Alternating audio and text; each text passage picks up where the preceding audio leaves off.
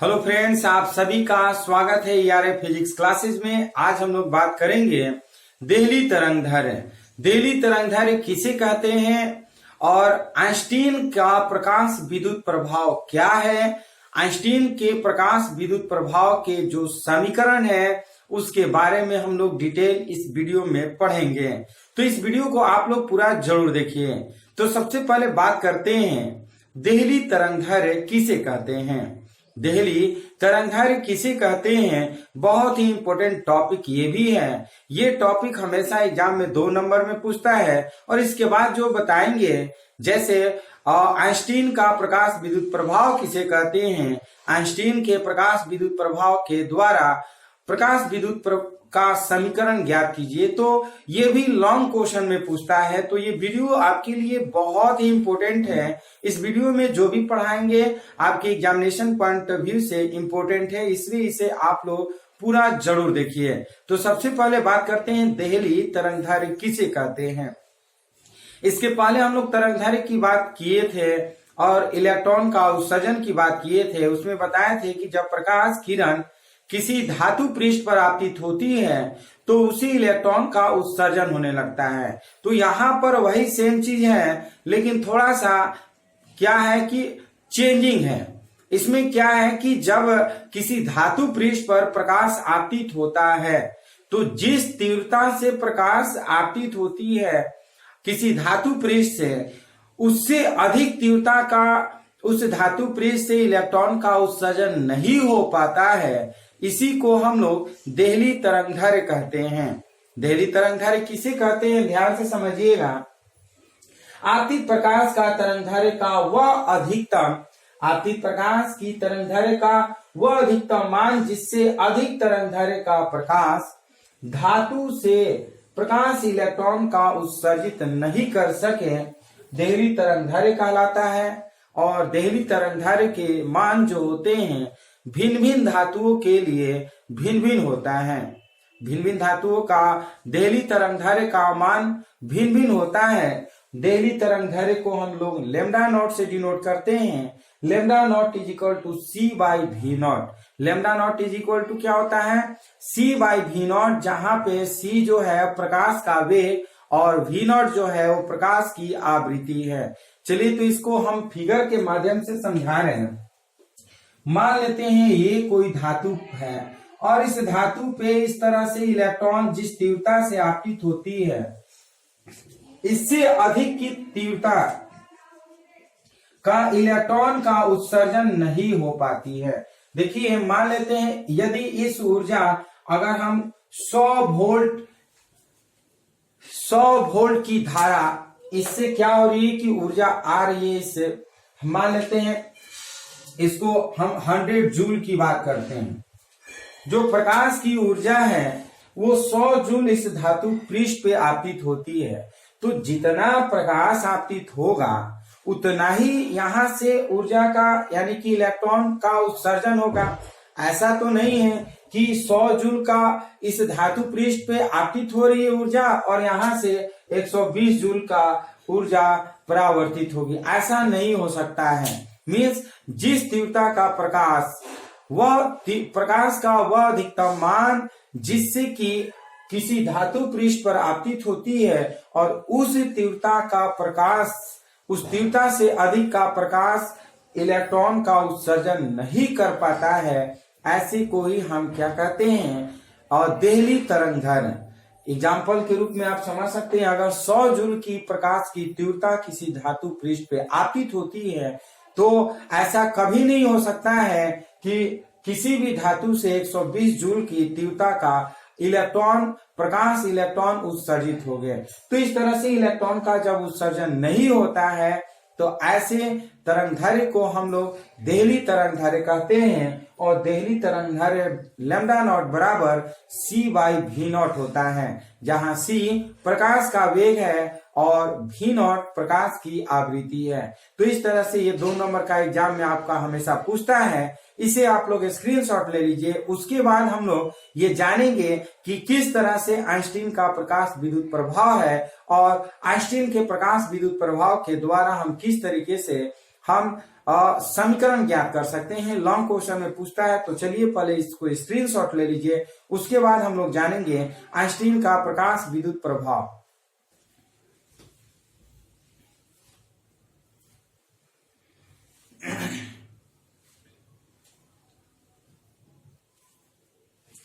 चलिए स्क्रीनशॉट ले चुके होंगे तो हम इसको मिटाएंगे और हम लोग जानेंगे आइंस्टीन का प्रकाश विद्युत प्रभाव क्या है, किसे कहते हैं। आप लोग यदि पढ़े हैं तो इसको दोबारा ध्यान से देखिएगा, क्योंकि लॉन्ग क्वेश्चन में हमेशा पूछा जाता है आइंस्टीन का प्रकाश विद्युत प्रभाव क्या है या किसे कहते हैं। आइंस्टीन के प्रकाश विद्युत प्रभाव के द्वारा इसका समीकरण को ज्ञात कीजिए। तो हम लोग जानेंगे इस लॉन्ग क्वेश्चन को डिटेल में कॉन्सेप्ट के साथ, तो इसे आप लोग पूरा जरूर देखिएगा ध्यान से। और जो लोग बीच में आ रहे हैं वो कृपया कर शुरू से जरूर देखिएगा, क्योंकि शुरू से यदि आप देखते हैं तो आपको समझ में आएगा। ये देहली तरंगदैर्घ्य बताने का मेन कारण है इस वीडियो में, क्योंकि इसका भी प्रयोग होगा आइंस्टीन का समीकरण जब ज्ञात करेंगे तब। तो सबसे पहले हम बात करते हैं आइंस्टीन द्वारा प्रकाश विद्युत प्रभाव। आइंस्टीन द्वारा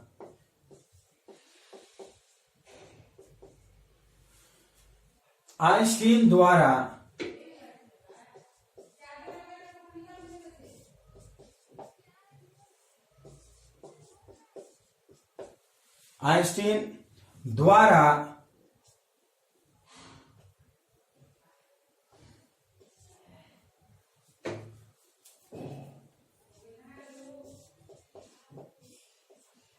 आइंस्टीन द्वारा प्रकाश विद्युत उत्सर्जन की व्याख्या।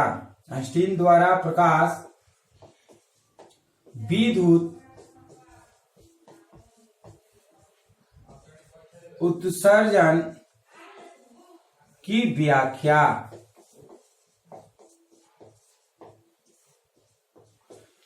आइंस्टीन द्वारा प्रकाश विद्युत उत्सर्जन की व्याख्या, इसको लिख सकते हैं Einstein's explanation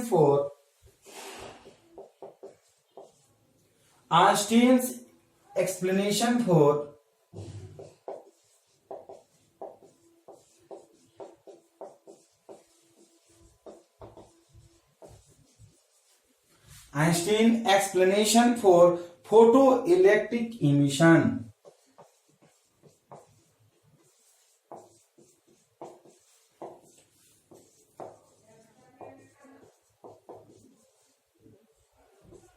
photo electric emission, ध्यान से पहले हम लिखते हैं सन 1905 ईस्वी में। सन 1905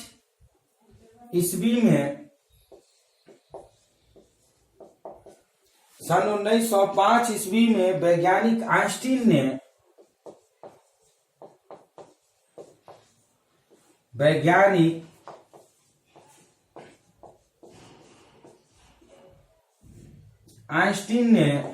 सन 1905 ईस्वी में वैज्ञानिक आइंस्टीन ने जर्मनी के वैज्ञानिक मैक्स प्लांक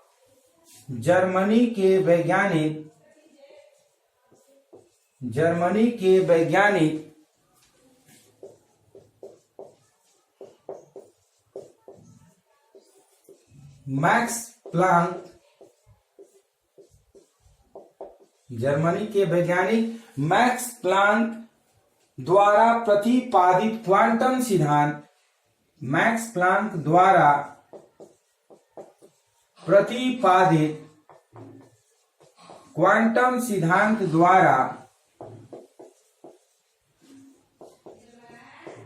क्वांटम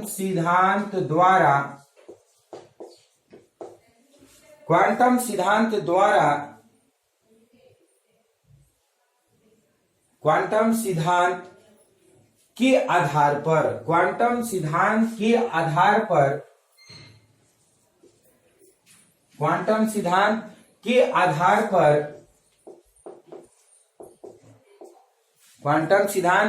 के आधार पर प्रकाश विद्युत प्रभाव की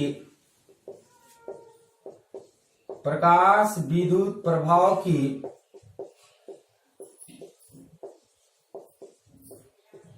प्रभाव की सफल व्याख्या की।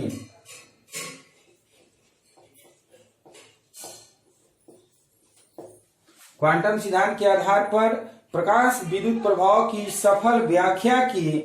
इस सिद्धांत के अनुसार कहेंगे क्या? इस सिद्धांत के अनुसार इस सिद्धांत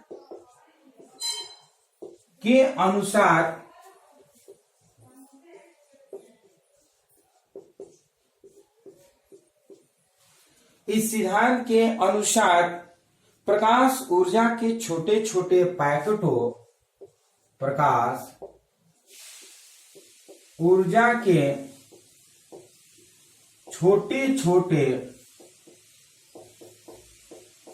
छोटे पैकेटों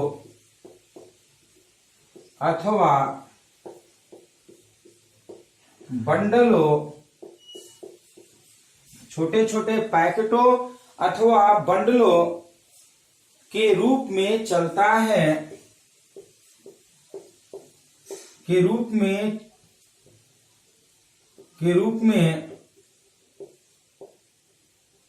चलता है जिन्हें फोटॉन कहते हैं, जिन्हें फोटॉन अथवा क्वांटा कहते हैं। फोटॉन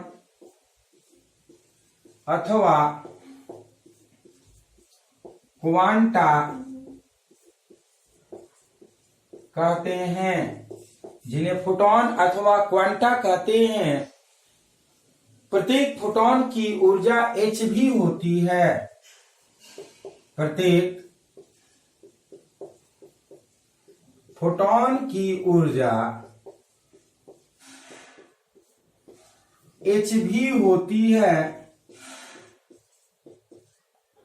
प्रत्येक फोटॉन की ऊर्जा क्या होती है? hv होती है। अर्थात हम लिख सकते हैं क्या? अर्थात E = hv। याद रखिएगा, प्रत्येक फोटॉन की ऊर्जा कितनी होती है? hv होती है। E = hv, जहां हम कह सकते हैं कि h एक सार्वत्रिक नियतांक है, जहां h एक सार्वत्रिक नियतांक है, जहां h क्या है? एक सार्वत्रिक नियतांक है, जिसे प्लांक नियतांक कहते हैं, जिसे प्लांक नियतांक कहते हैं।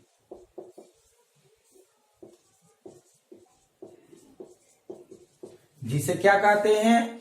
प्लांक नियतांक कहते हैं। और आपको मालूम होना चाहिए h प्लांक नियतांक है और v जो है उसको म्यू के रूप में जानते हैं, प्रकाश फोटॉन की आवृत्ति है, जहां ये न्यू इसको बोलते हैं, क्या बोलते हैं? न्यू भी की तरह होता है, प्रकाश फोटॉन की आवृत्ति है। प्रकाश फोटॉन की आवृत्ति है।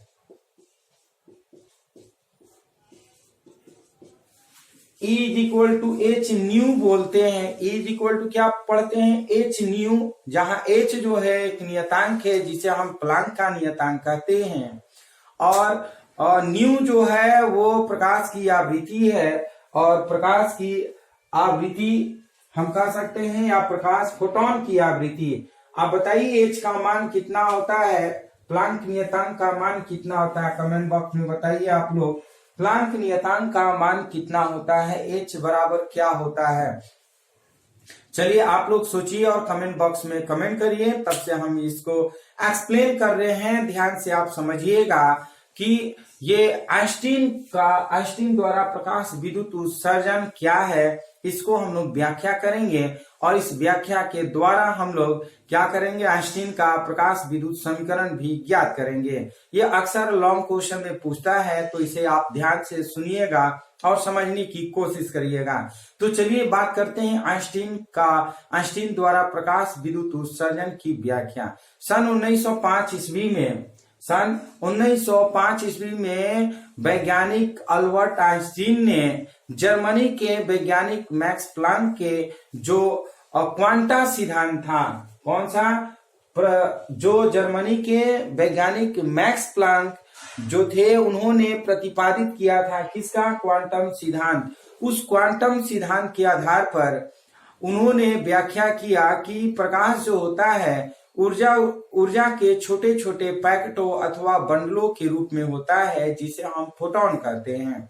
ध्यान से समझिएगा, सन 1905 ईस्वी में जर्मनी वैज्ञानिक अल्बर्ट आइंस्टीन ने जर्मनी के वैज्ञानिक मैक्स प्लांक के द्वारा प्रतिपादित क्वांटम सिद्धांत के आधार पर प्रकाश के ऊर्जा के संबंधित उन्होंने व्याख्या किया। इसके अनुसार उन्होंने बताया कि जो ऊर्जा होती है, प्रकाश ऊर्जा, वो छोटे छोटे पैकेट के रूप में, छोटे छोटे बंडल के रूप में चलती है, जिसे हम फोटोन या क्वांटा कहते हैं।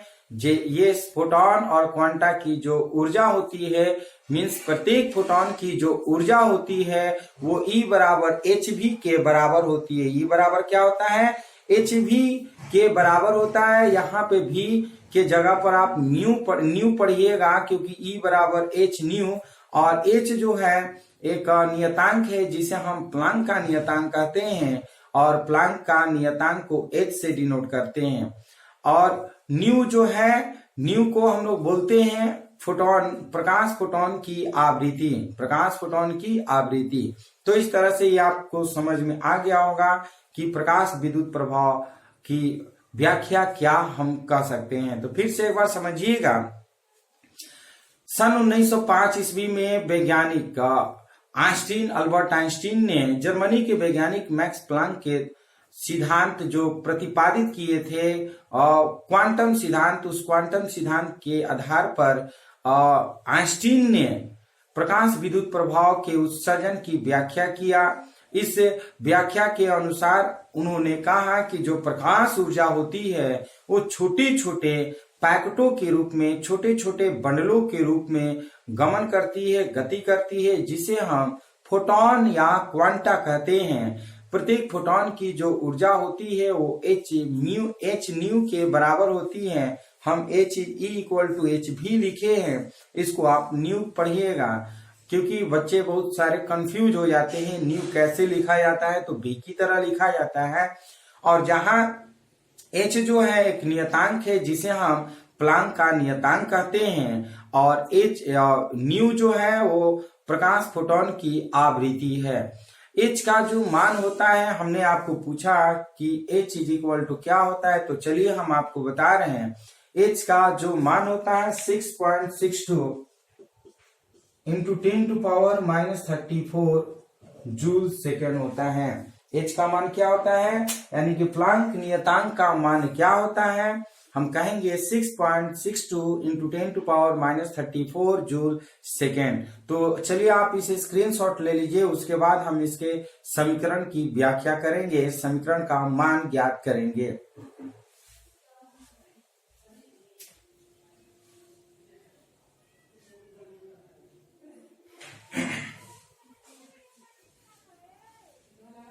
चलिए आप लोग स्क्रीनशॉट ले चुके होंगे, तो हम इसे मिटाएंगे। मिटाने के बाद हम लोग क्या पढ़ेंगे, आइंस्टीन का प्रकाश विद्युत समीकरण, आइंस्टीन का प्रकाश विद्युत समीकरण।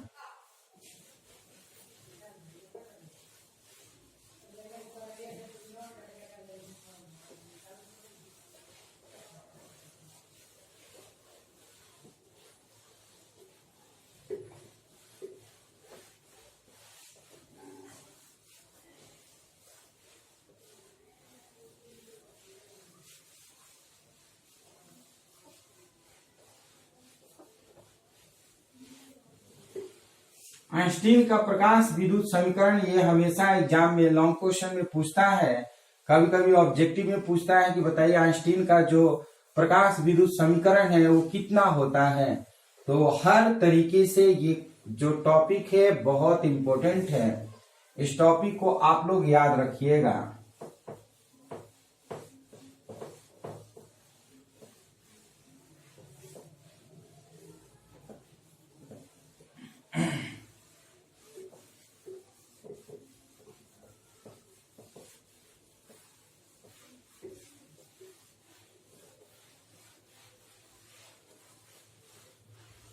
आइंस्टीन, ध्यान से समझिएगा, आइंस्टीन का प्रकाश विद्युत समीकरण, आइंस्टीन का प्रकाश विद्युत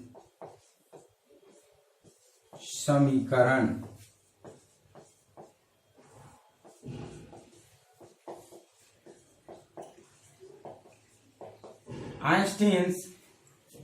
आइंस्टीन का प्रकाश विद्युत समीकरण, Einstein's photo electric equation, Einstein's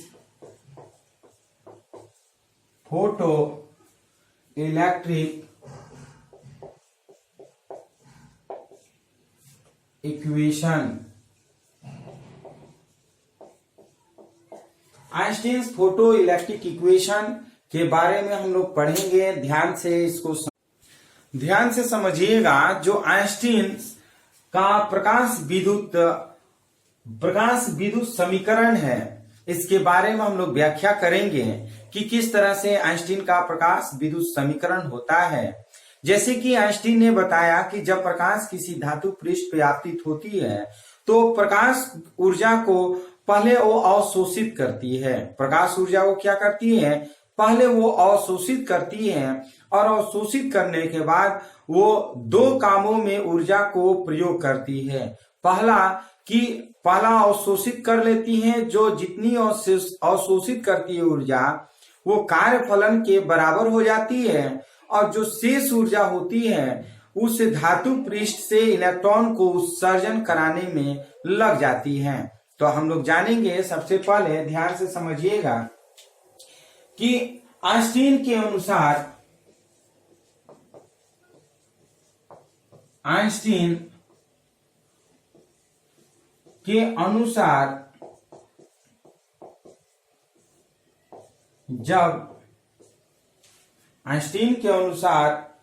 जब hv ऊर्जा का एक फोटोन, जब hv हम उसको पढ़ते हैं h न्यू, hv की तरह लिखते हैं। h न्यू ऊर्जा का एक फोटोन, h न्यू ऊर्जा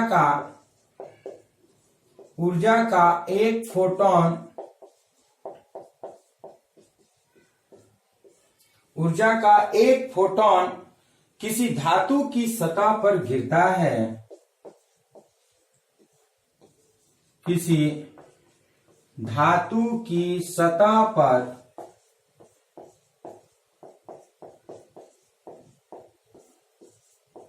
गिरता है तो धातु में मुक्त इलेक्ट्रॉन द्वारा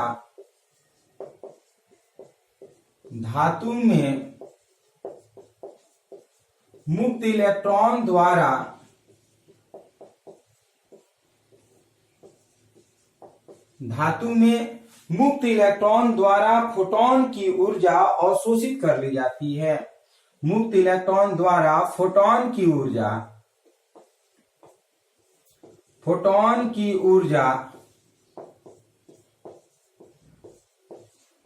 अवशोषित कर ली जाती है।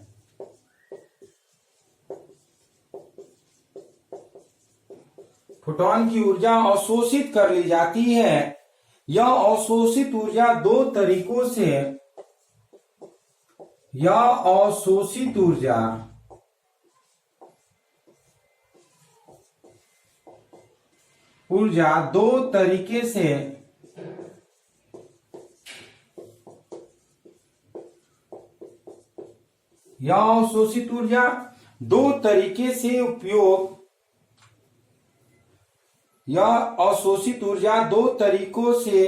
उपयोग में लाई जाती है।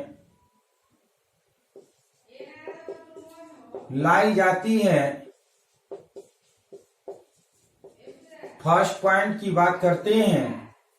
फर्स्ट पॉइंट, ऊर्जा का एक भाग इलेक्ट्रॉन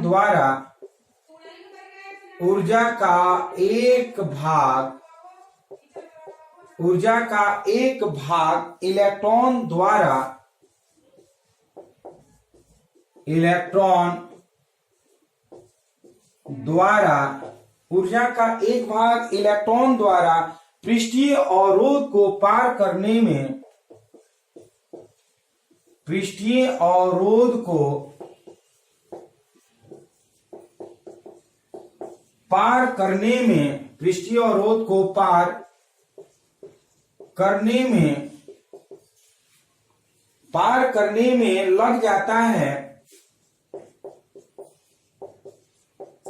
पृष्ठीय अवरोध को पार करने में लग जाता है ऊर्जा का यह भाग, धातु के, ऊर्जा का यह भाग धातु के,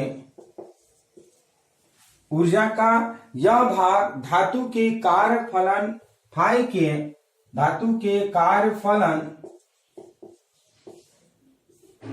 धातु के कार्यफलन फाई के तुल्य होता है, तुल्य होता है। और जो सेकेंड पॉइंट होता है, ध्यान से समझिएगा, ऊर्जा का शेष भाग उत्सर्जित, ऊर्जा का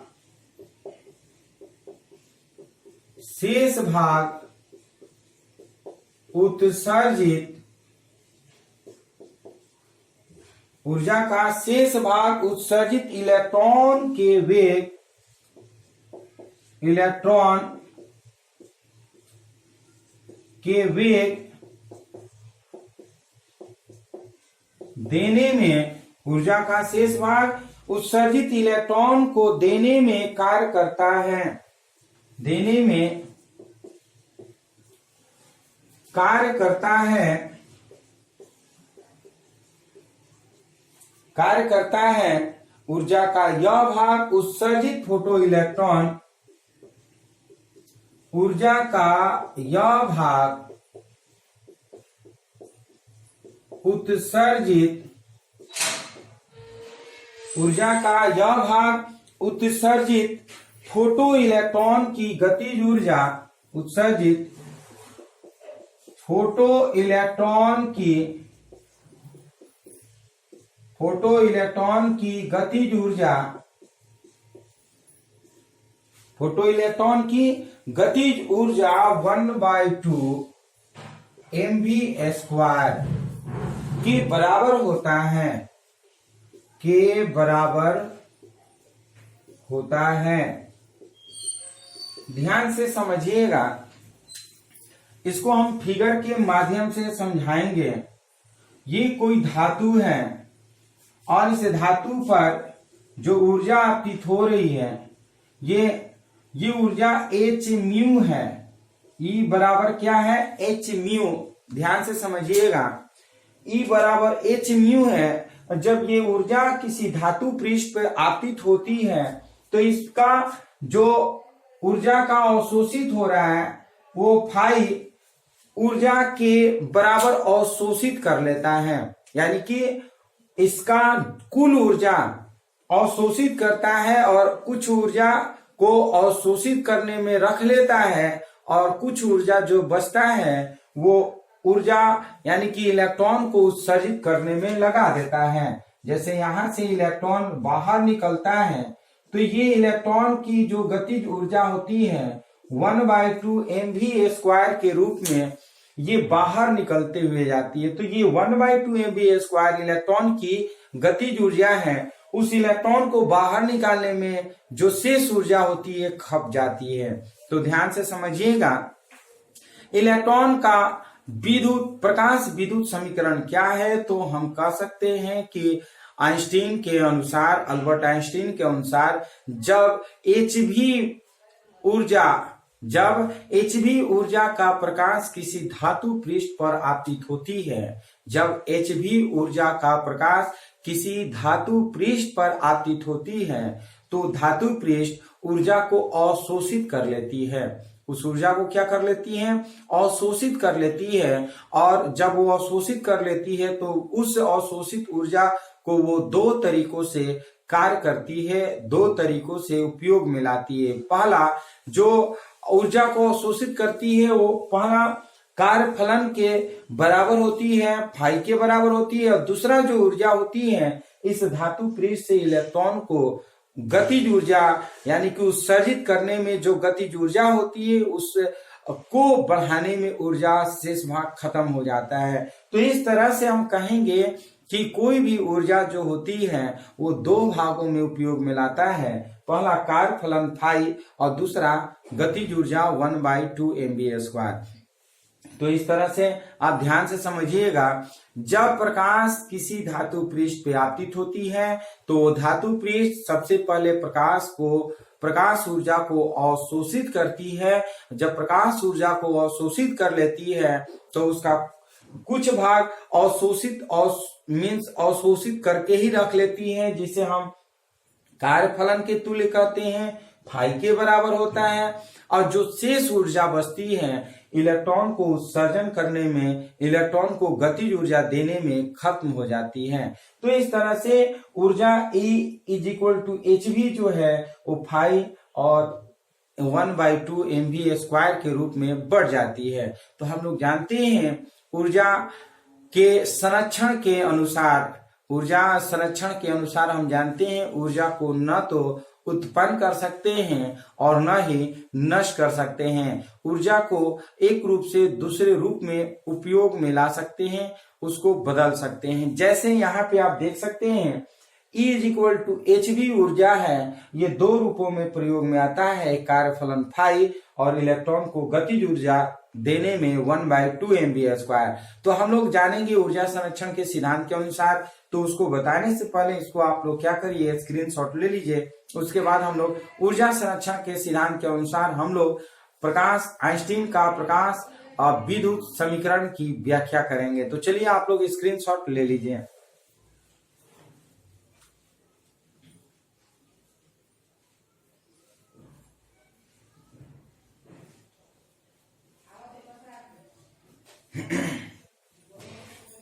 चलिए स्क्रीनशॉट ले चुके होंगे। तो अब हम बात करते हैं प्रकाश विद्युत यानी कि आइंस्टीन के जो प्रकाश विद्युत समीकरण है इसके बारे में हम लोग जानेंगे। तो हम लोग पढ़े क्या कि जो ऊर्जा फोटोन की ऊर्जा होती है वो दो भागों में बढ़ जा रही है। कौन कौन भाग में? तो एक कहेंगे कार्यफलन के रूप में और दूसरा जो है इलेक्ट्रॉन को गतिज ऊर्जा देने में। तो हम लोग जानते हैं ऊर्जा के संरक्षण के सिद्धांत के अनुसार, क्या जानते हैं बताइए कमेंट बॉक्स में, फटाफट जवाब दीजिए। ऊर्जा का संरक्षण के सिद्धांत के अनुसार आप क्या जानते हैं बताइए कमेंट करके। ऊर्जा के संरक्षण के सिद्धांत के अनुसार आप क्या जानते हैं? हम जानते हैं कि ऊर्जा को न तो उत्पन्न कर सकते हैं और न ही नष्ट कर सकते हैं। ऊर्जा को न तो उत्पन्न कर सकते हैं और न ही क्या कर सकते हैं, नष्ट कर सकते हैं। उसे एक रूप से दूसरे रूप में परिवर्तित कर सकते हैं। जैसे आप देख सकते हैं कि यहाँ पर ये जो hv फोटोन की जो ऊर्जा है ये दो रूपों में प्रयोग में लाता है। एक जो है hv जो है फाई के रूप में और 1/2 mv² के रूप में। तो लिखेंगे क्या, ध्यान से समझिए। ऊर्जा संरक्षण नियम के अनुसार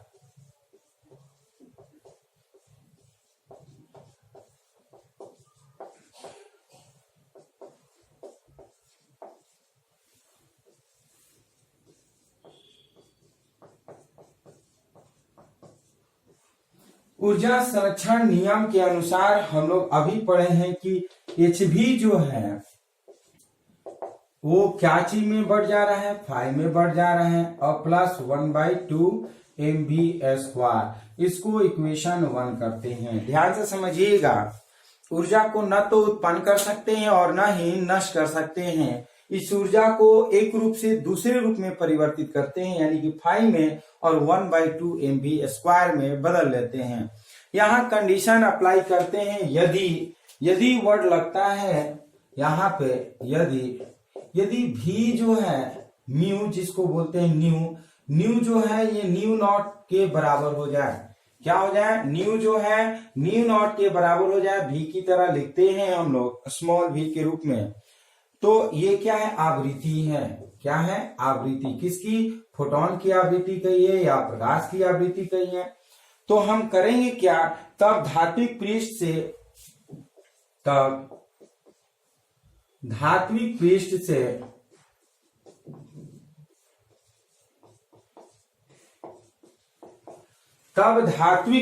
से मुक्त इलेक्ट्रॉन उत्सर्जित नहीं होते हैं। तब धात्विक पृष्ठ से मुक्त इलेक्ट्रॉन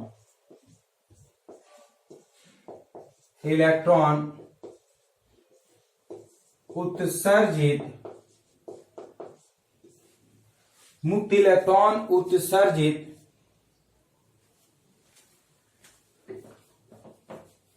धातु पृष्ठ से मुक्त इलेक्ट्रॉन उत्सर्जित नहीं होते हैं। अर्थात हम कह सकते हैं 1/2 mv² इज इक्वल टू 0। ध्यान से समझिएगा, जब आवृत्ति जो है, जो प्रकाश की आवृत्ति जो है वो तरंगदैर्घ्य की आवृत्ति मीन्स देहली तरंगदैर्घ्य की आवृत्ति बन जाए, तो उस स्थिति में प्रकाश जो होता है टोटल अवशोषित हो जाता है और उस कंडीशन में इलेक्ट्रॉन का उत्सर्जन नहीं हो पाता है। जब इलेक्ट्रॉन का उत्सर्जन नहीं होगा तो इलेक्ट्रॉन का जो गतिज ऊर्जा होगा वो क्या हो जाएगा, शून्य हो जाएगा। यहां ध्यान से समझिएगा, जब तरंगदैर्घ्य जो होता है, प्रकाश की तरंगदैर्घ्य न्यू जो है वो प्रकाश की तरंगदैर्घ्य है, ये न्यू अगर न्यू नॉट के बराबर हो जाए, यानी कि ये जो आवृत्ति जो है वो मीन देहली तरंगदैर्घ्य देहली आवृत्ति के बराबर हो जाए, ये न्यू नॉट जो है वो देहली आवृत्ति है और देहली आवृत्ति के अगर बराबर हो जाए तो प्रकाश जब किसी धातु पृष्ठ पे आपतित होती है वहां से इलेक्ट्रॉन का उत्सर्जन नहीं कर पाता है। जब इलेक्ट्रॉन का उत्सर्जन नहीं कर पाता है तो उस स्थिति में जो ऊर्जा बचती है टोटल वो किसके बराबर हो जाएगा, फाई के बराबर हो जाएगा, मीन्स कार्य फलन के बराबर हो जाएगा। तो हम लिख सकते हैं समीकरण एक से क्या लिखेंगे, आप देखिए HV0 इज इक्वल टू ये फाई हो जाएगा और ये हम जीरो कर लेते हैं, क्या हो जाएगा ये पूरा जीरो, तो इसको छोड़ देते हैं। ये HV0 इज इक्वल टू क्या हो गया हमारा, ये फाई हो जाएगा। जब फाई हो जाएगा तो हम लिख सकते हैं पुनः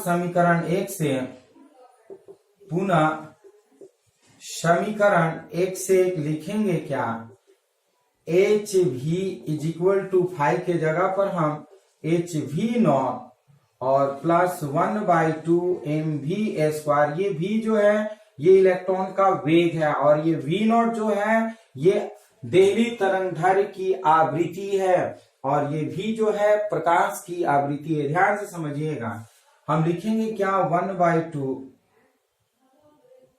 mv², ये इधर ही रहेगा, ये अगर इधर आता है तो लिखेंगे क्या HV माइनस HV0 या फिर लिखेंगे 1/2 mv² इज इक्वल टू दोनों में H कॉमन है V माइनस V0। ये आपका इस तरह से समीकरण हो गया और इस समीकरण को ही हम क्या कहते हैं, आइंस्टीन का प्रकाश विद्युत समीकरण। क्या लिखेंगे, यही आइंस्टीन का प्रकाश विद्युत समीकरण है, यही आइंस्टीन का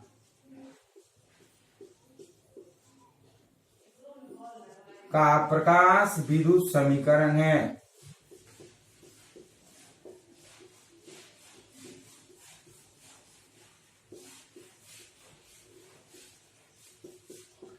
यही आइंस्टीन का प्रकाश विद्युत समीकरण है। तो इस तरह से ये आइंस्टीन का प्रकाश विद्युत समीकरण हो गया। एक बार फिर से समझिएगा, जब किसी धातु पृष्ठ पर प्रकाश आपतित होती है तो वह धातु पृष्ठ ऊर्जा को एक भाग अवशोषित करती है और दूसरे भाग क्या करता है, इलेक्ट्रॉन को उत्सर्जित करने में लगा देता है।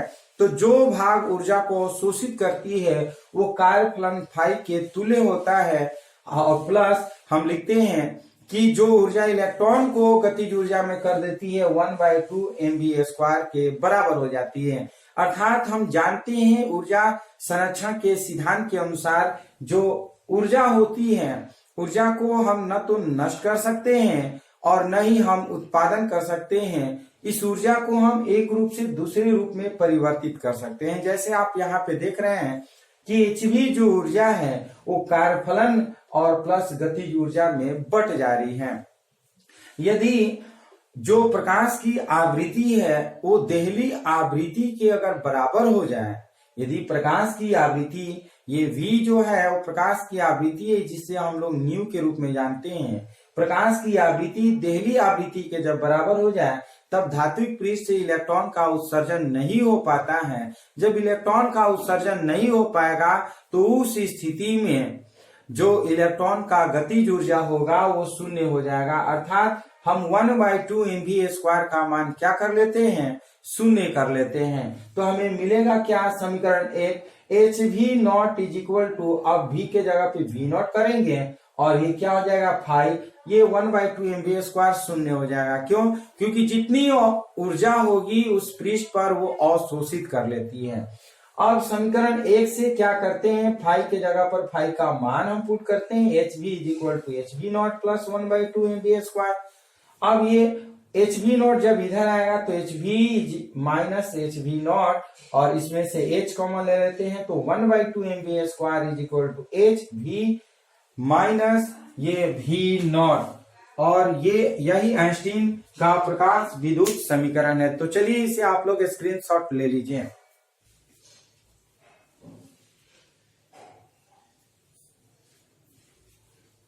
चलिए स्क्रीनशॉट ले चुके होंगे तो अब हम लोग क्या करते हैं, ये टॉपिक यहीं पे समाप्त करते हैं, क्योंकि इस वीडियो में हम लोग पढ़ चुके हैं कि देहली तरंगधारे किसे कहते हैं, आइंस्टीन का प्रकाश विद्युत उत्सर्जन क्या है और आइंस्टीन का प्रकाश विद्युत समीकरण क्या है, इसके बारे में डिटेल पढ़ लिए।